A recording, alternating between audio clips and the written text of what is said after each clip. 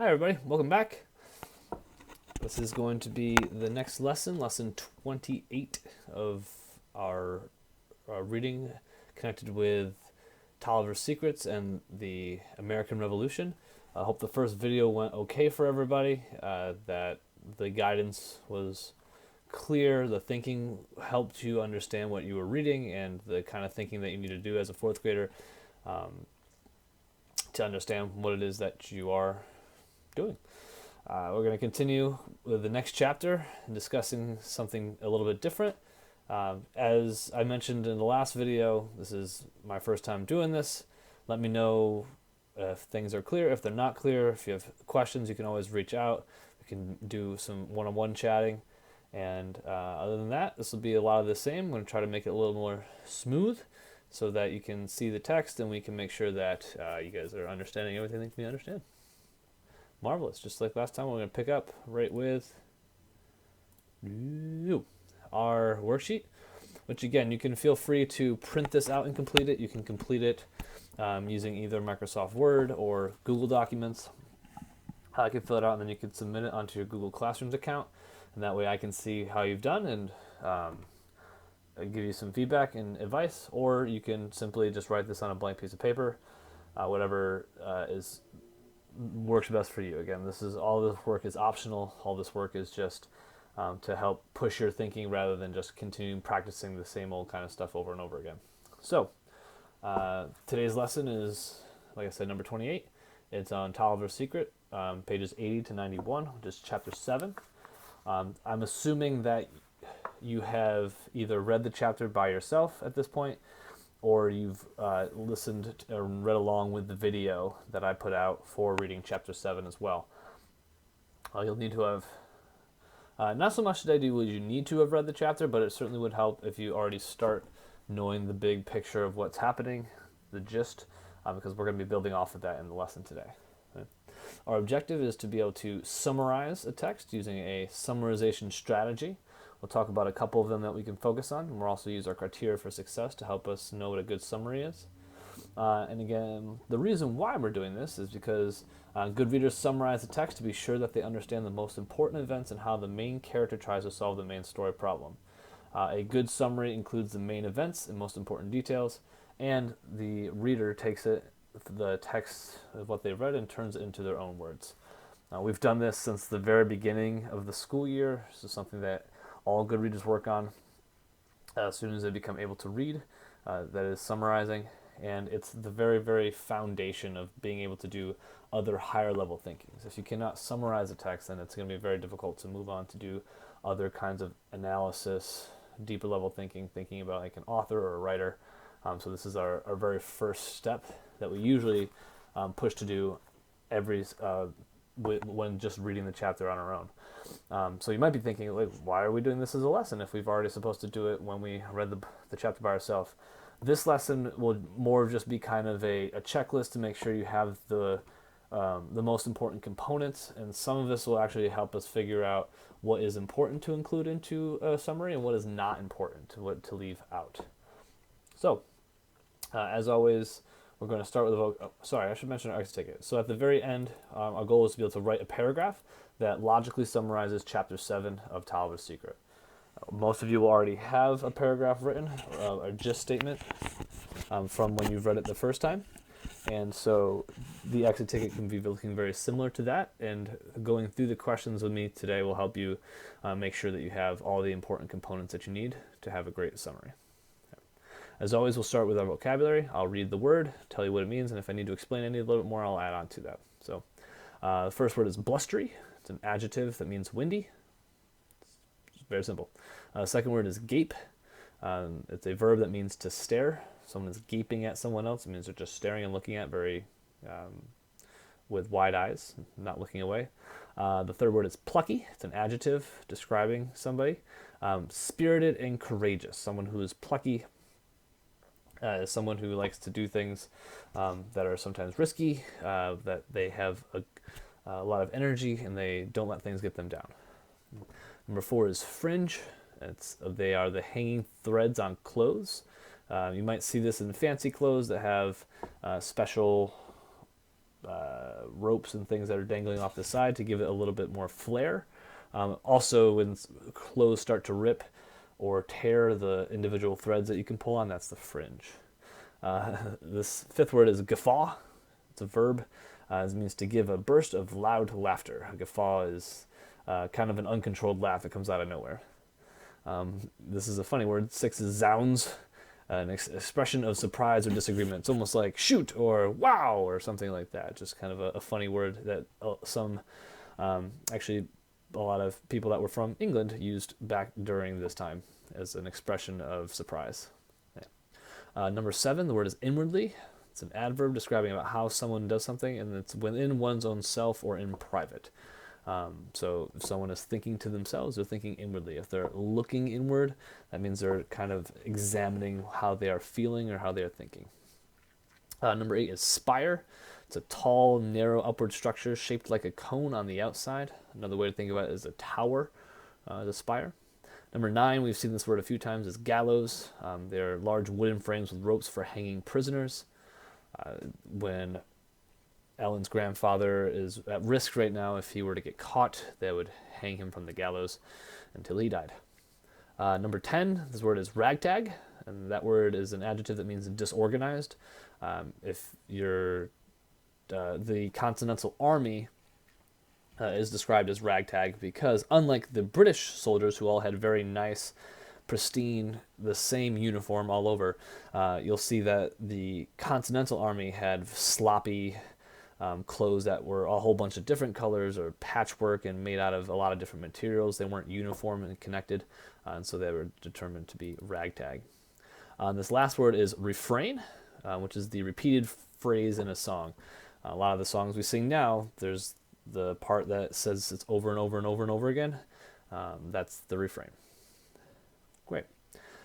So just like we did last time, as we go through these questions, I'll be reading the question to you and talking a little bit about it, and then you'll have a chance to pause the video. And when you pause it, that's when you should do your own thinking. You can do your own writing. If you're working with siblings or with your parents, you can spend some time talking about them, thinking, going back into your text to find the evidence. And then after you unpause it, I'll go in and explain the kind of thinking that I did or that you could have done.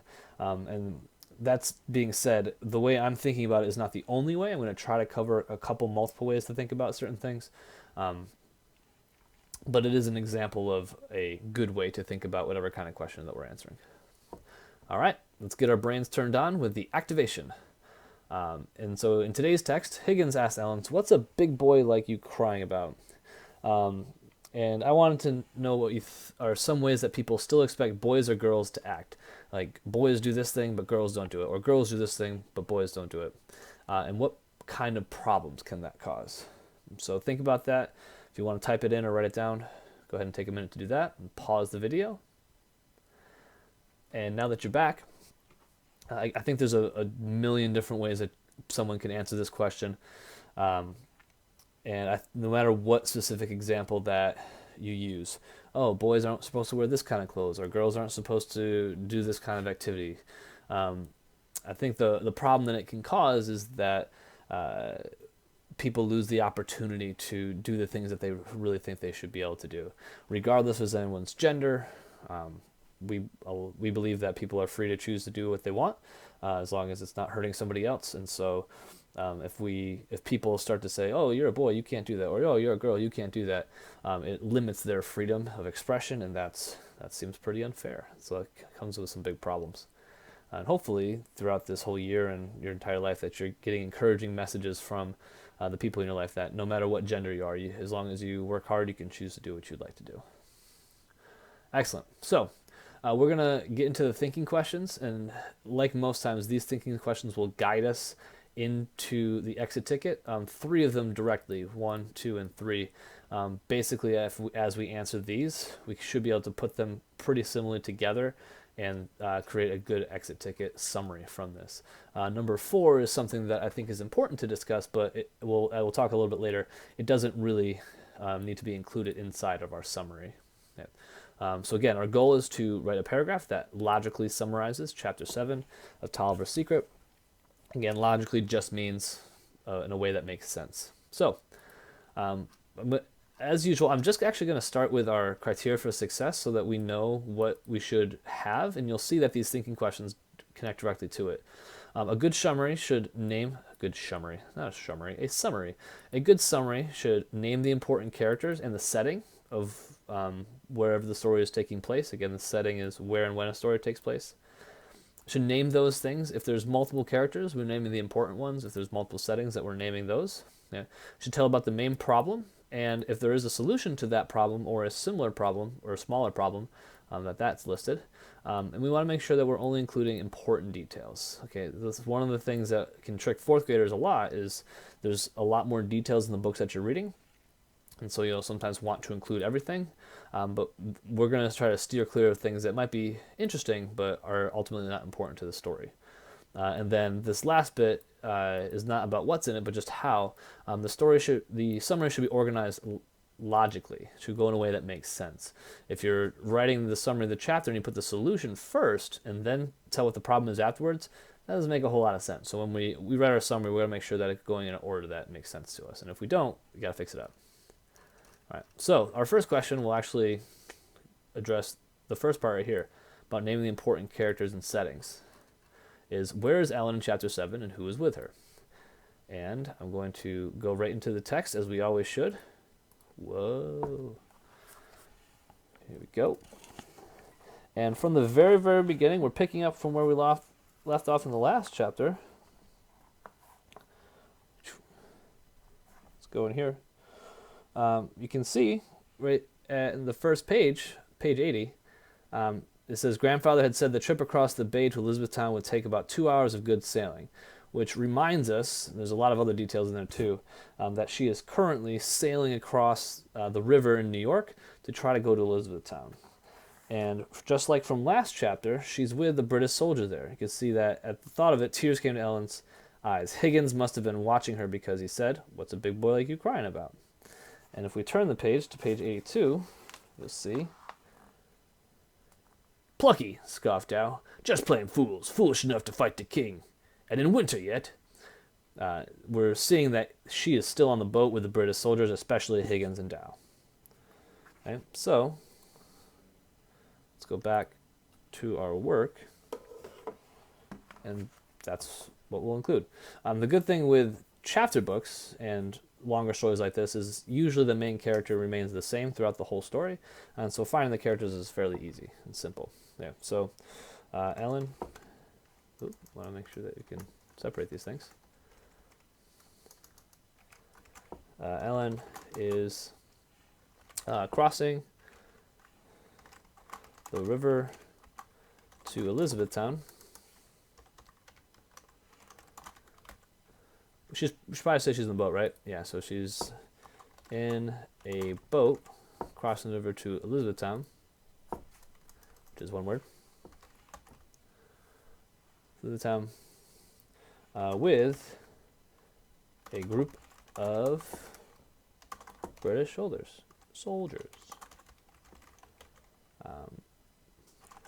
And we know that there are many soldiers there, or at least several, but the two main ones that we see are the same as last chapter, Dow and Higgins. So there are many soldiers there, but she is closest to Dow and Higgins. All right. Marvelous. I forgot to tell you to pause the video before. Excuse me, so I'll make sure that I do it for this one. Question number 2 says, what big problem does Ellen want to solve in chapter 7? And what smaller problem does she have with the soldiers? Okay. This is probably the most important question when it comes to a summary. We are including the problem that the character is trying to solve, and then because that's what makes stories go forward. What's really interesting, as you guys are reading more and more complicated books, when you were younger, you might read very simple stories that had one single problem that the character was trying to solve the whole time. But as books get more complicated, throughout the story, there might be a big problem that a character is trying to solve. But along the way, smaller problems stop her from doing this one big problem as things get more complicated. And so let's take a look. First, you can go ahead and pause the video and take some time to answer this right now. And then when you come back, I will explain my thinking. Now that you're back, let's take a look. As always, going back into the text, everything that we find should be based on what we are reading.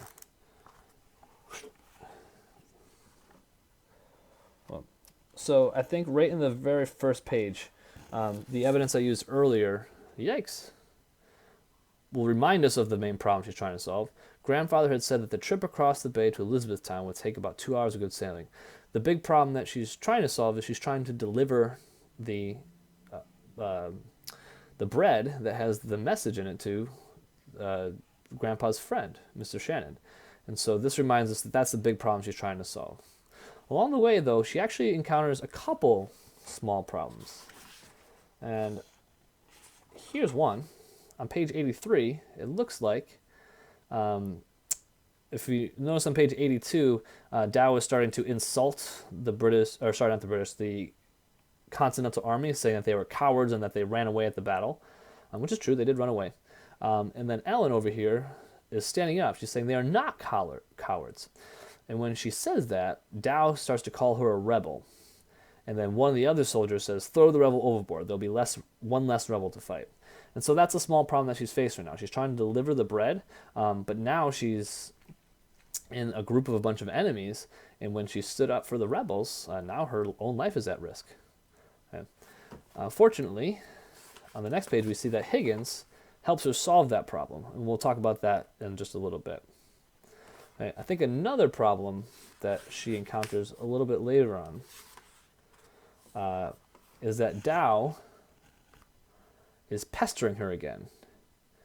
If you look on page 86, says Dow says, "What's he afraid of?" Dow asked, "Me? Are you afraid of me, boy?" And then Ellen says, "No," but then she admits right here that, well, maybe a little. And so she's starting to be afraid again that she might not be able to accomplish her mission.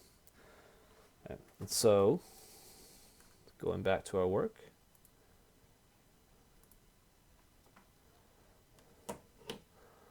let's include those things. The big problem she's trying to solve is the one that she's been doing since early on in the book. Uh-oh, what did I do? Uh-oh. Let's do that. Okay. The big problem in the chapter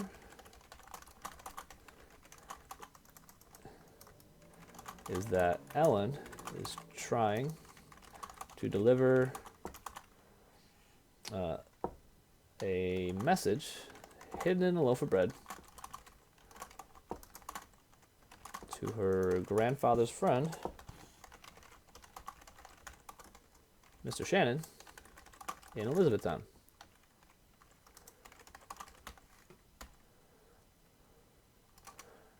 Specifically, though, in this chapter,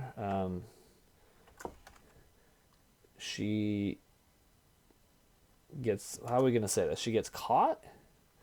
Or she it needs to hide her identity from the British soldiers.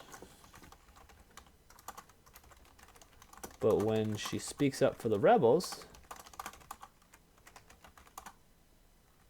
she gets threatened to get thrown overboard.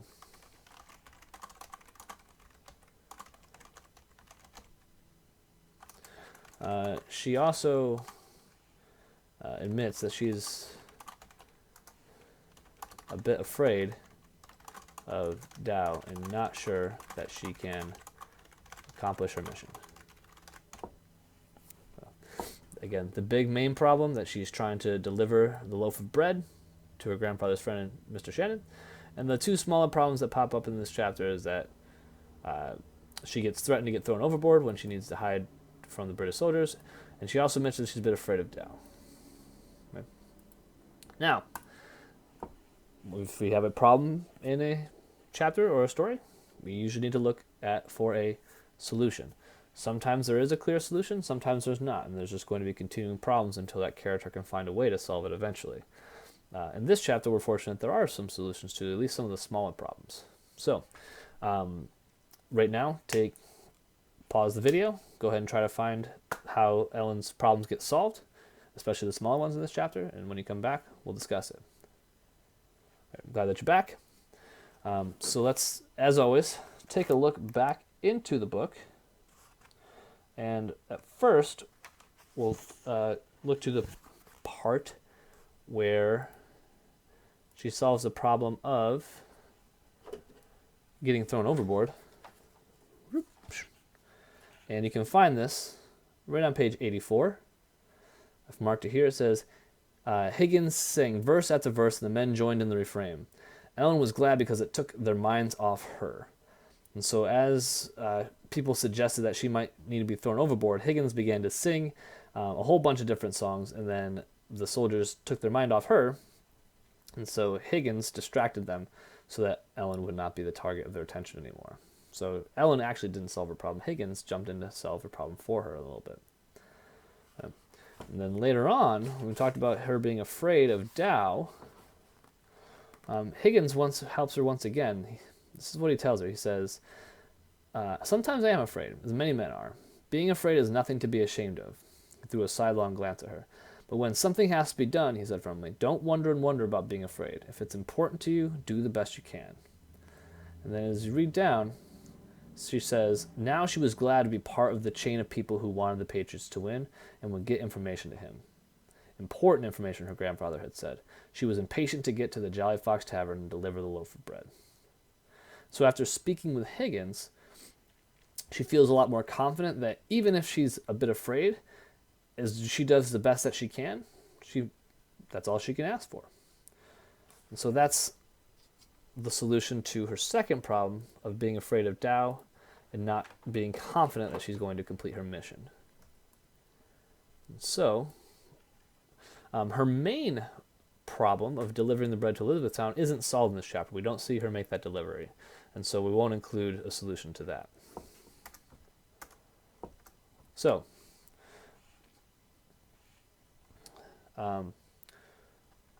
Higgins begins singing to distract the other soldiers'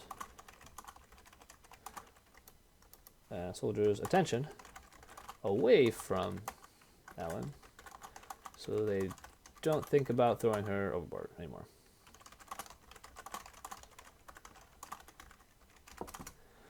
So that was the first problem, that she needed higher identity. They thought they were going to throw her overboard. Her second was that she admits that she's a bit afraid of Dow. And so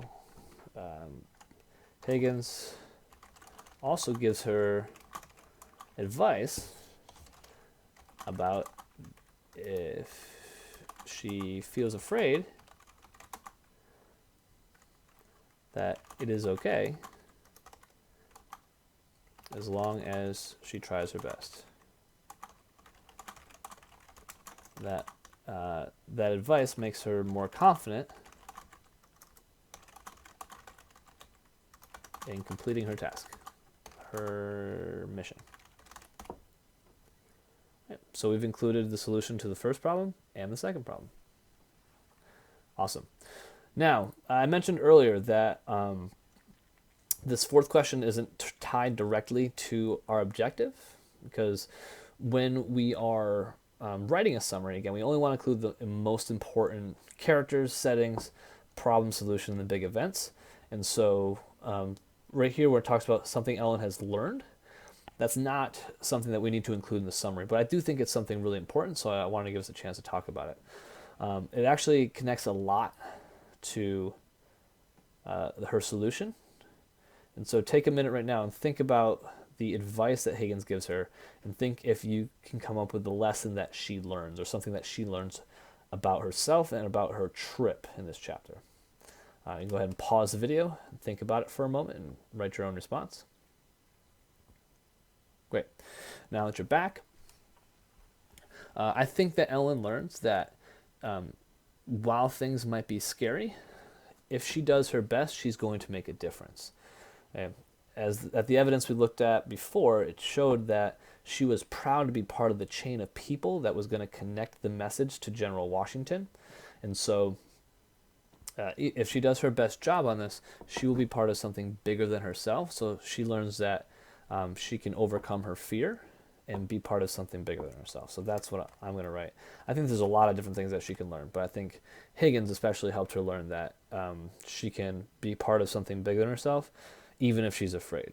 So Ellen learns that she can accomplish her goals even if she's afraid. If she's afraid, as long as she tries her best. I think she also learns that she can be part of something bigger than herself when she faces her fears. This is the kind of question that if this were an exit ticket or something, I would give evidence to prove my thinking. I kind of just talked about it instead of showing it to you, but this is a good chance to show evidence about that as well in the future. All right. Now, the important moment. Exit ticket, showing that we've gotten better at the skill. Just like all the other questions, I'm going to tell you to pause the video and you can take your own time to answer. Remember, a good summary should name the important characters and the settings, should tell the main problem and solution, should include only the most important details, and make sure it's organized in a logical way. Okay. So right now, pause the video. When you're finished, come back and we'll check in. All right, now that you're back, like I said, the thinking questions really guided us this time. So we should be able to take almost exactly what we wrote here and actually just copy it and put it down there. All right, so we want to start, we're summarizing chapter 7. So we want to make sure that we start that in chapter 7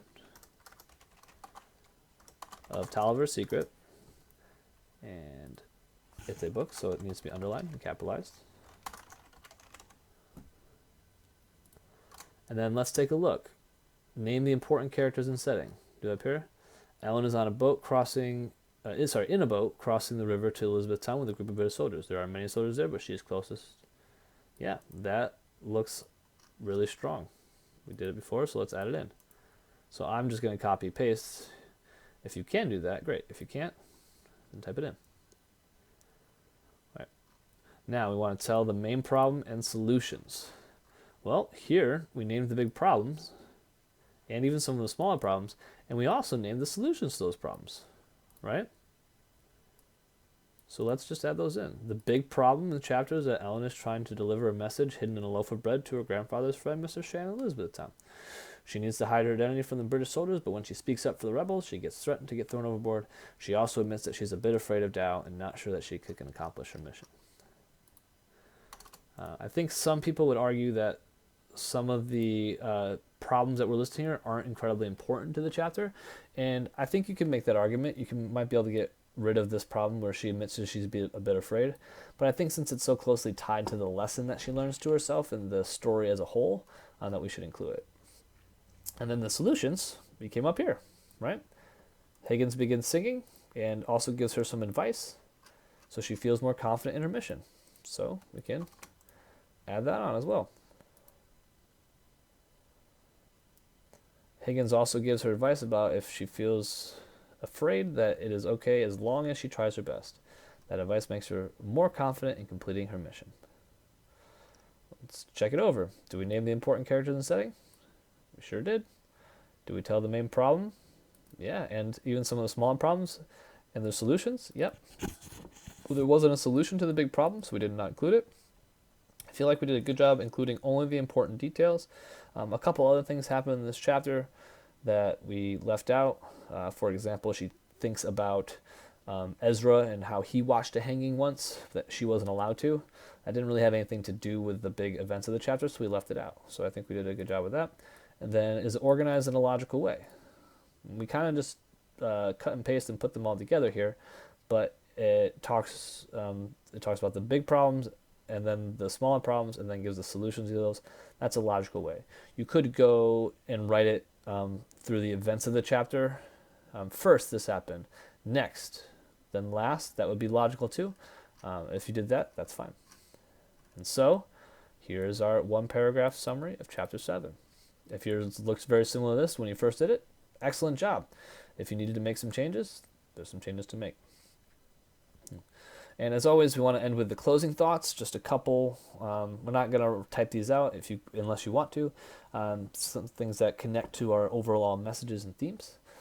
And so this question here, how does understanding what could be lost or gained help Ellen work harder? Go ahead and take a pause right now and think about it. Now that you're back, I think that Ellen realizing that not only her grandfather is at risk, but all of the other soldiers in the Continental Army are at risk too. Let her realize just how important her job is to get this message to General Washington. And since she feels like it's an important job, she's going to work harder to make sure that it's done and it's done well. Right? And then the second question says, what would you say to the soldiers about the ways boys should act? Okay, take a minute right now to think about that. And pause the video. At your back.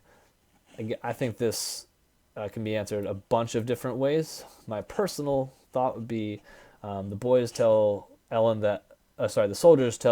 that a big boy like her shouldn't cry.